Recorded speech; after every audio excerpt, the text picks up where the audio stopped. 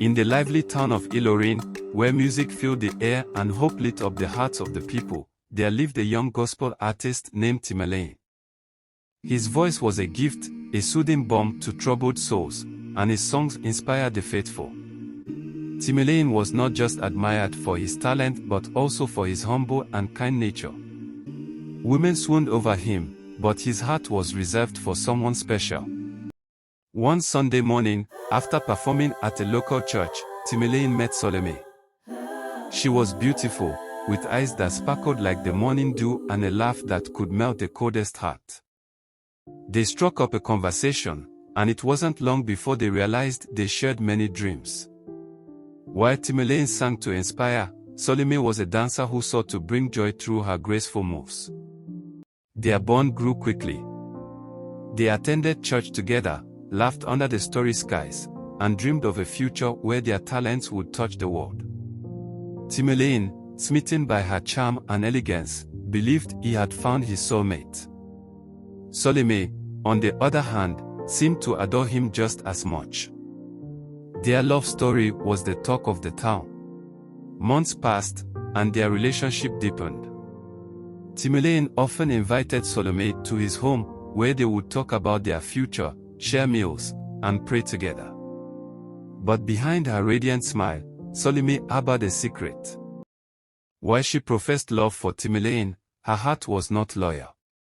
She had another lover in a nearby town, a wealthy trader who showered her with expensive gifts. One fateful evening, Timileyin invited Salome over for dinner. He had prepared her favorite meal and even written a new song dedicated to her. As they sat together, laughing and sharing stories, Salome's phone buzzed repeatedly. Timileyin noticed her unease as she tried to hide the messages.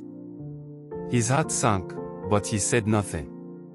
Later that night, after Salome had fallen asleep, Timileyin couldn't resist the nagging feeling that something was wrong. He picked up her phone and discovered the messages. They were from another man, filled with words of affection and plans for a future together. The realization hit Timileyin like a thunderclap. Salome was cheating on him. Timileyin's mind raced. Anger, betrayal, and sorrow swirled within him. He could not understand how the woman he loved so deeply could betray him. His once gentle heart hardened as he replayed their moments together, now tainted by her lies. The next morning, Timileyin confronted Salome. "Who is he?" he asked, his voice trembling. Salome, caught off guard, stammered, "Timileyin, it's not what you think. I love you, but..." "But what?" Timileyin interrupted, his eyes burning with pain. "How could you do this to me?" Unable to provide a satisfactory answer, Salome's silence confirmed his worst fears. Consumed by rage and heartbreak, Timileyin picked up a cutlass that leaned against the wall, a tool he used to clear weeds around his home. He confronted Salome, his emotions spiraling out of control. "If I can't have your love, no one else will," he muttered. In his blind fury, Timileyin struck out, and the unthinkable happened. Salome fell to the ground, lifeless. The reality of his actions sank in, and the room grew eerily silent. As Timileyin stood over Salome's lifeless body, the gravity of his actions eluded him. His heart was filled not with guilt, but with a cold satisfaction that her betrayer had been silenced. Neighbors, alarmed by the commotion, rushed to the scene. Gasps of horror filled the air as they discovered what Timileyin had done. Someone quickly called the police. Within minutes, the authorities arrived. Timileyin was arrested without resistance, his face void of any remorse. At the station, he recounted the events with chilling calmness, as if he believed his actions were justified. This lack of regret shocked even the most seasoned officers. News of the incident spread like wildfire, and the once admired gospel artist became the center of a sensational trial. In court, Timileyin maintained his stance, showing no regret for what he had done. "She betrayed me," he said coldly. "She deserved it. His words sent shivers through the courtroom.